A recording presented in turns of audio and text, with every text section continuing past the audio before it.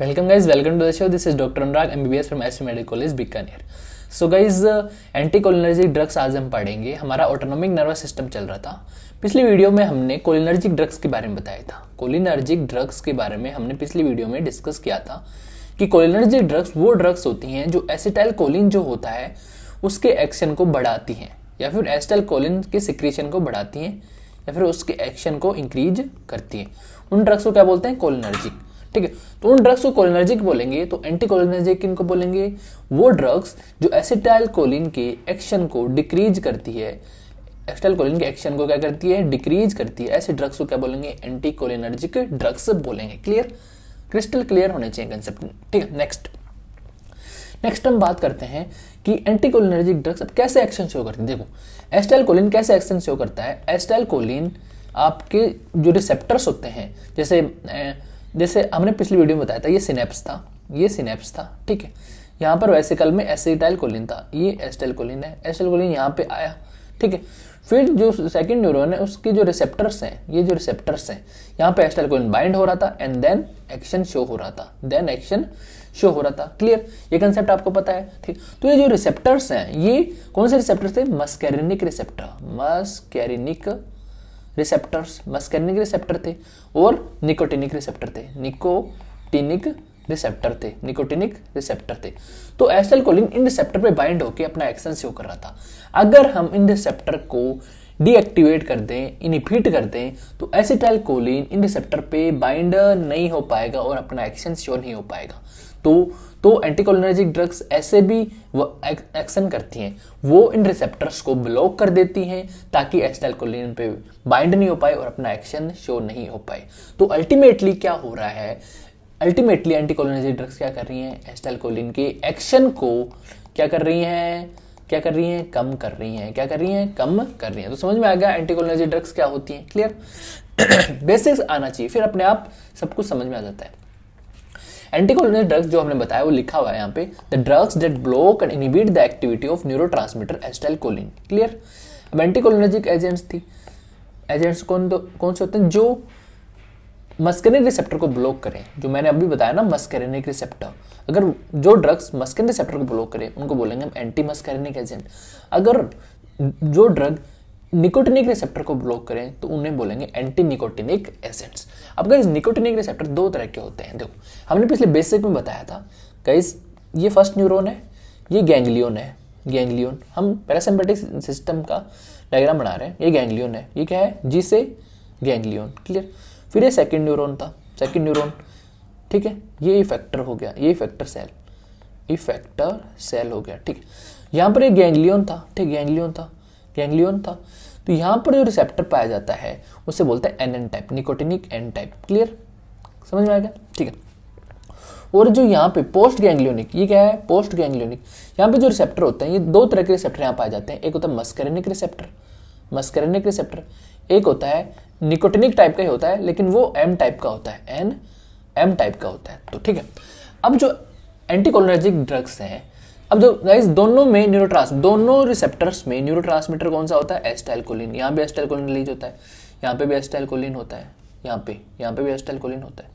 ठीक है, तो एंटीकोलिनर्जिक ड्रग्स क्या करती हैं? इन रिसेप्टर्स को ब्लॉक कर देती हैं। एनएन को ब्लॉक कर देंगी। ठीक है, एनएन को ब्लॉक कर देंगी तो निकोटिनिक ब्लॉकर।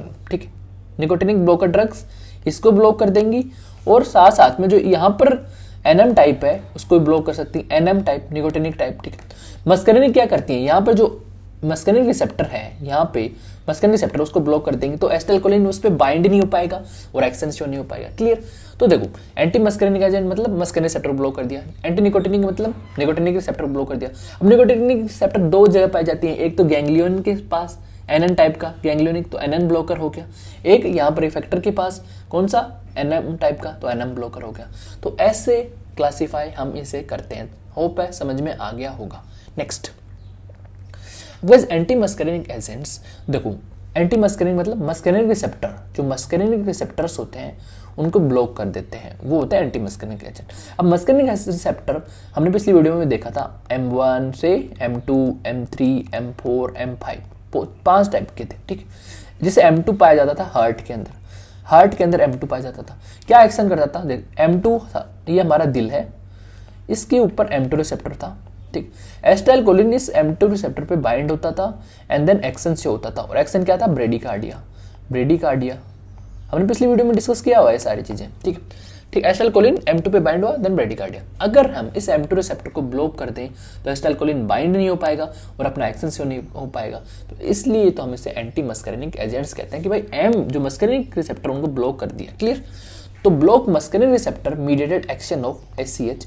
ACH का जो एक्शन था हार्ट पे, CNS पे, स्मूथ मसल्स पे जो एक्शन था उसे ये ब्लॉक कर देते हैं, क्लियर। देखो एसिटाइल कोलिन है, मस्करिनिक रिसेप्टर है, ये क्या है, एगोनिस्ट है। एसिटाइल कोलिन मस्करिनिक रिसेप्टर का क्या है, एगोनिस्ट। जबकि जो एट्रोपिन ये क्या है, एंटी मस्करिनिक एजेंट्स हैं। एट्रोपिन हो गया, स्कोपोलामिन हो गया, ये एंटागोनिस्ट हैं, तो ये एंटागोनिस्ट एक्शन शो करेंगे इसके ऊपर, क्लियर। सारी चीजें क्लियर होनी चाहिए गाइस। नेक्स्ट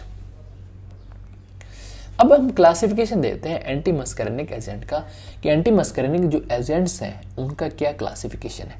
गाइस 3 तरह के एंटी मस्करिनिक एजेंट्स होते हैं। पहला है नेचुरल एल्कलॉइड्स। पहला क्या है, नेचुरल एल्कलॉइड्स।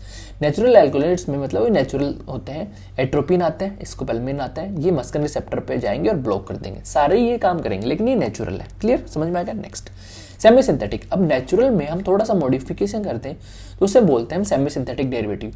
इसमें आता है हायोसिन आता है, इप्राट्रोपियम ब्रोमाइड आता है एंड टायोट्रोपियम ब्रोमाइड आता है। तो आपको ये ध्यान रखना है कि सेमी सिंथेटिक में कौन कौन सी ड्रग्स आती हैं एंटी मस्करिनिक एजेंट्स में, क्लियर। अब लाइक सिंथेटिक में आएंगे आपके साइक्लोपेंटोलेट, पिरेंजेपिन एंड डाइसाइक्लोमीन ग्लाइकोपाइरोलेट। ये क्या एक्शन शो करते हैं वो मैं बताता हूँ गाइज। साइक्लोपेंटोलेट क्या करता है वो मैं बताता हूँ गाइज। क्या होता है, एक सेकेंड, क्या होता है, जैसे हमारी आईज थी, ये हमारी क्या है, सपोज करो आईज है, इन आईज पे मस्करिनिक रिसेप्टर पाए जाते थे, मस्करिनिक रिसेप्टर पाए जाते थे। एसिटाइल कोलिन इन मस्करिनिक रिसेप्टर पे बाइंड होता था और क्या करता था, मायोसिस कर देता था।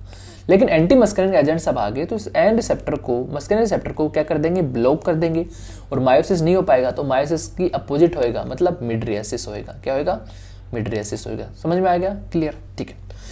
और हम दूसरी बात करते हैं, अब मिड्रियासिस कौन करता है, साइक्लोपेंटोलेट, ये ड्रग मिड्रियासिस करेगा। समझ में आ गया कैसे करेगा, ठीक है। अब गाइस क्या होता है, जैसे हमारे GIT में जैसे M1 रिसेप्टर होता है, ठीक है, GIT में। अब गाइस ये एसिटाइल कोलिन इस M1 रिसेप्टर पे जाता है और बाइंड होता है और HCl के सिक्रेशन को बढ़ा देता है। HCl का जो सिक्रेशन है उसको क्या कर देता है, बढ़ा देता है, ठीक। और HCl सिक्रेशन हमारे GIT के अंदर बढ़ जाएगा, स्टमक के अंदर बढ़ जाएगा और क्या कर देता है, पेप्टिक अल्सर कर देता है। क्या कर देता है, पेप्टिक अल्सर कर देता है। तो पेप्टिक अल्सर ज्यादा हो जाएंगे तो हमारे लिए नुकसान है ना, तो हमें इस पेप्टिक अल्सर डिजीज को कंट्रोल करना है। तो हम क्या करेंगे, हम इस M1 रिसेप्टर को ब्लॉक कर देंगे, ताकि ACH एसिटाइल कोलिन इस M1 रिसेप्टर पे बाइंड नहीं हुए और HCl का सिक्रेशन ज्यादा नहीं हुए। तो हमें HCl के सिक्रेशन रोकना है तो इस M1 रिसेप्टर को ब्लॉक करना पड़ेगा, और अगर इसको ब्लॉक कर दिया तो हमारा पेप्टिक अल्सर सही हो जाएगा। तो उसको ब्लॉक करता है एंटी मस्करिनिक एजेंट। और कौन सा वाला anti muscarinic agent, M1 blocker कौन होता है, पिरेंजेपिन होता है। क्लियर, समझ में आ गया, क्लियर, ठीक है। पिरेंजेपिन पेप्टिक अल्सर में देते हैं। नेक्स्ट अब आता है एंटीस्पास्मोडिक एक्शन।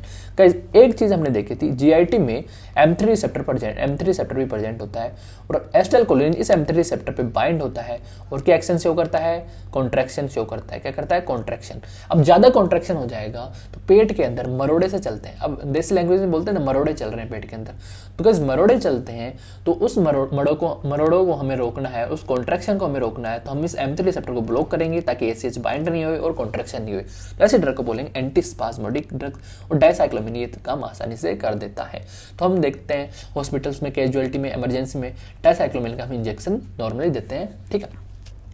नेक्स्ट पेरेनेस्थेटिक एजेंट में भी ग्लाइकोपाइरोलेट का हम यूज लेते हैं। कैसे यूज लेते हैं हम थोड़े नेक्स्ट स्लाइड में देखेंगे। तो ये हमारा क्लासिफिकेशन हुआ। अब बात करते हैं मेन ड्रग है एट्रोपिन। एंटीकोलिनर्जिक्स में आता है एट्रोपिन, मेन ड्रग है। इसके एक्शन अगर हमने देख लिए तो सारे एक्शंस हमारे एंटीकोलिनर्जिक के माइंड में आ जाते हैं, क्लियर। ये ACH के एक्शन को ब्लॉक करेगा। कैसे ब्लॉक करता है, मस्करिनिक रिसेप्टर को ब्लॉक करके, क्लियर। अब गाइस अब हम इसके फंक्शन देखते हैं गाइस। एसिटाइल कोलिन के जस्ट अपोजिट होंगे। एसिटाइल कोलिन गाइस क्या करता था, एसिटाइलकोलिन क्या करता था, जो एम रिसेप्टर्स प्रेजेंट होते थे आपकी ग्लैंड्स पे, मस्करिन जो रिसेप्टर्स प्रेजेंट है आपकी ग्लैंड्स पे, एंडोक्राइन ग्लैंड्स पे, वहाँ बाइंड होता था और एंडोक्राइन जो ग्लैंड्स थी उनके सिक्रीशन बढ़ा देता था, सिक्रीशन ग्लैंड के सिक्रीशन बढ़ा देता था, ठीक है। लेकिन अब क्या होता है, ये मस्करिन रिसेप्टर ब्लॉक हो जाएंगे ग्लैंड पे, एट्रोपिन उनको ब्लॉक कर देगा और एसीएच का फंक्शन नहीं होगा, तो सिक्रीशन बढ़ने की बजाय क्या हो जाएंगे, डिक्रीज हो जाएंगे। तो देखो decrease secretion of exocrine gland, atropine का ये फंक्शन है, क्लियर, ठीक है। अब गाइस जीआईटी में क्या करता था एसिटाइलकोलिन, जीआईटी के अंदर M3 रिसेप्टर प्रेजेंट थे, M3 रिसेप्टर प्रेजेंट, तो एसिटाइलकोलिन इस M3 रिसेप्टर पे बाइंड होता था और टोन बढ़ा देता था, क्या बढ़ा देता था, टोन बढ़ा देता था स्टमक की, सॉरी जीआईटी की टोन, टोन मतलब कॉन्ट्रैक्शन बढ़ा देता था, कॉन्ट्रैक्शन बढ़ा देता था। लेकिन अब M3 ब्लॉक हो जाएगा तो एसीएच बाइंड नहीं हो पाएगा, तो कॉन्ट्रैक्शन या फिर टोन डिक्रीज हो जाएगी, टोन डिक्रीज हो जाएगी, motility of the gut decrease हो जाएगा, क्लियर, कॉन्ट्रैक्शन डिक्रीज हो जाएगा। लेकिन स्पिंक्टर में अलग ही फिजियोलॉजी चलती है, स्पिंक्टर का अपोजिट एक्शन है, स्पिंक्टर जो होता है स्पिंक्टर की टोन अपोजिट चलती है नॉर्मल से और स्पिनिंग टोन बढ़ जाती है। देखो यहाँ देखो, अब यूरिनरी ब्लैडर है, यूरिनरी ब्लैडर में एसिटाइलकोलिन क्या करता था, कॉन्ट्रैक्शन ऑफ डिट्रेसर मसल, मतलब टोन बढ़ा देता था डिट्रेसर मसल के। लेकिन अब एसिटाइलकोलिन वर्क नहीं कर पाएगा क्योंकि एट्रोपिन एंटीकोलिनर्जिक ड्रग्स है, वो एसिटाइलकोलिन के फंक्शन को डिक्रीज कर देगी, तो टोन डिक्रीज जाती है, ठीक है। लेकिन मैंने बताया कि स्पिंक्टर जो टोन होती है वो अपोजिट चलती है, तो increase the tone of sphincter, समझ में आ गया। अब एसिटाइलकोलिन देखो यहाँ पे क्या कर रहा था, लंग्स में क्या करता था, ब्रोंको कॉन्स्ट्रिक्शन कर रहा था, ब्रोंको कॉन्स्ट्रिक्शन कर रहा था। लेकिन अब एंटी मस्करिनिक एजेंट्स एट्रोपिन इस एसिड्स के एक्शन को डिक्रीज कर देगा, अपोज कर देगा, एंड यहाँ पर क्या होएगा, ब्रोंको डायलेशन होएगा, रिलैक्स हो जाएंगी ब्रोंकियल स्मूथ मसल, क्लियर। अब गाइस एक दो चीजें और हैं, समझ में आ गया। अब देखो आई में देखते हैं, आई में क्या था, आई में क्या था गाइस, चल क्यों नहीं रहा पेन, आई में क्या था गाइस, ये आई है हमारी, ठीक है, ये आई है, ये आई है। आई के अंदर मस्करिन रिसेप्टर प्रेजेंट थे और एसिटाइलकोलिन मस्करिन रिसेप्टर पे जाता था और मायोसिस करा देता था। तो लेकिन अब ये मस्करिन रिसेप्टर ब्लॉक हो गए तो क्या होगा, मिड्रेसिस होगा। अब गाइस मिड्रेसिस जो होता है ये दो तरह का होता है, मिड्रेसिस कितनी तरह का होता है, दो तरह का होता है। कैसे होता है वो हम यहाँ पर देखेंगे, कैसे होता है वो हम यहाँ पर देखेंगे। मिड्रेसिस गाइस दो तरह, एक होता है एक्टिव मिड्रेसिस, एक पैसिव मिड्रेसिस। कैसे होता है देखो, ये हमारी सर्कुलर मसल ऑफ आइरिस है, सर्कुलर मसल ऑफ आइरिस है, ठीक है, एंड ये है रेडियल मसल्स ऑफ आइरिस। ये क्या है, जो मैं रेडियली बना रहा हूँ, ये क्या है, radial muscle of iris, radial muscle of iris. ये क्या है, circular muscle of iris, circular muscle of iris, clear. अब एक्टिव एंड पैसिव मिड्रेसिस क्या होता है वो मैं बताता हूँ। अब guys circular muscles of iris में क्या पाए जाते हैं, M3 रिसेप्टर्स पाए जाते हैं, M3 रिसेप्टर्स पाए जाते हैं। एसिटाइलकोलिन इन M3 रिसेप्टर पे आता है, बाइंड होता है एंड मायोसिस कराता है, नॉर्मली ऐसा होता है। लेकिन अब एंटी मस्करिन एजेंट एट्रोपिन आ गया, एट्रोपिन इन M3 रिसेप्टर को ब्लॉक कर देगा और क्या करा देगा, मिड्रेसिस कराएगा। और ऐसे मिड्रेसिस को हम बोलते हैं पैसिव मिड्रेसिस। क्या बोलते हैं, जो M3 रिसेप्टर के थ्रू हुई उसको बोलते हैं पैसिव मिड्रेसिस। और कहाँ पे वर्क करती है, सर्कुलर मसल ऑफ आइरिस पे वर्क करती है, क्लियर, समझ में आ गया। नेक्स्ट बात करें, ये गाइस हमारा क्या है, ये क्या है, रेडियल मसल्स हैं। इन मसल्स में क्या होता है, अल्फा 1 रिसेप्टर प्रेजेंट होते हैं, अल्फा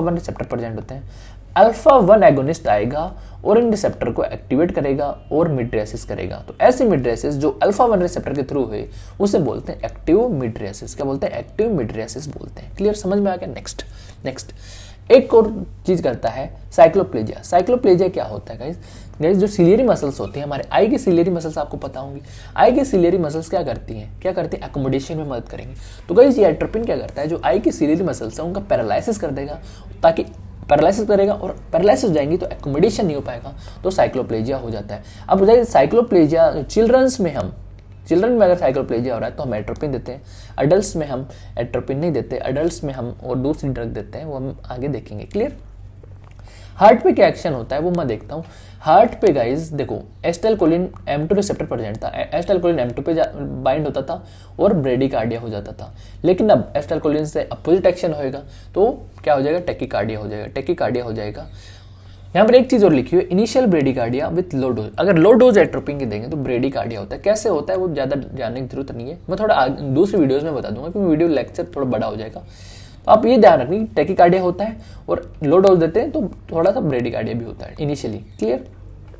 अब देखो एसिटाइलकोलिन क्या कर रहा था, एसिटाइलकोलिन ट्रिमर को बढ़ावा देता था, ट्रिमर को या पार्किंसन डिजीज को बढ़ावा देता था, लेकिन एट्रोपिन उसका अपोजिट एक्शन शो करेगा, ट्रिमर कंट्रोल रहेगा और पार्किंसन डिजीज की रिजिडिटी कम हो जाएगी।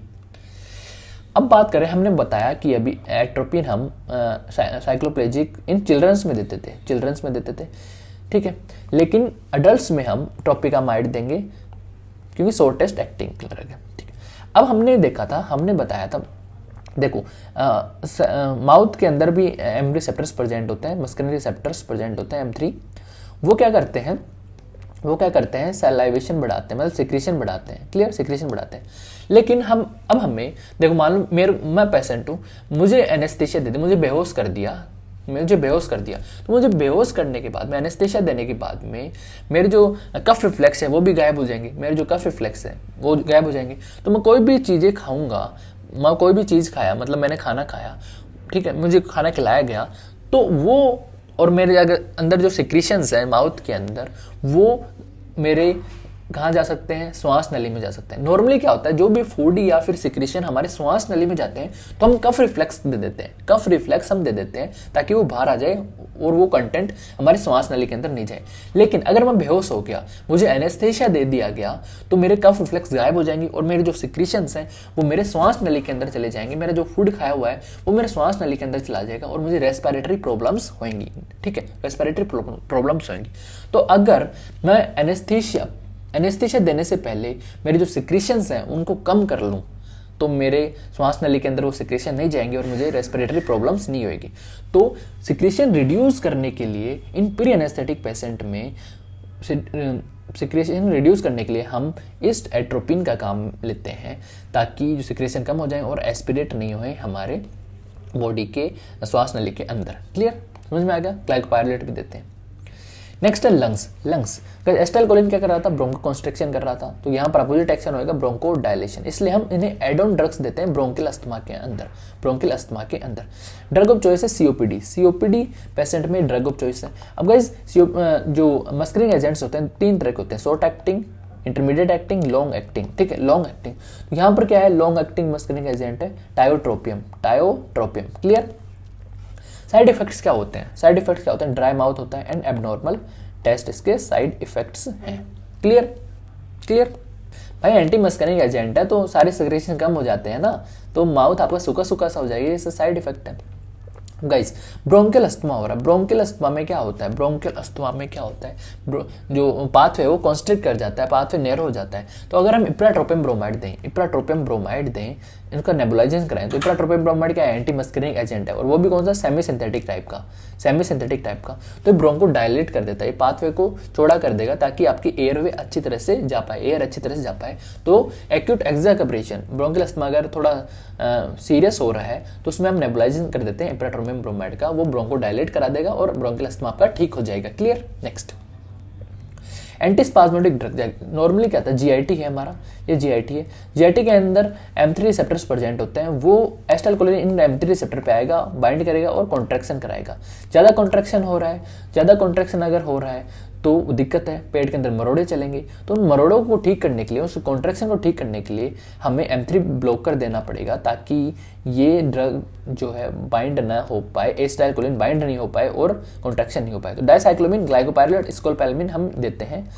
स्कोपोलामाइन जो है मोशन सिकनेस में भी देते हैं, जो ट्रांसडर्मल पैचेस के थ्रू दिया जाता है, और ये 4-5 घंटे लेता है एक्शन शो करने में स्कोपोलामाइन। अगर आपको सुबह जाना है कहीं पे तो आपको रात को लेके सोना पड़ेगा, तभी ये मोशन सिकनेस में काम आएगी। क्लियर।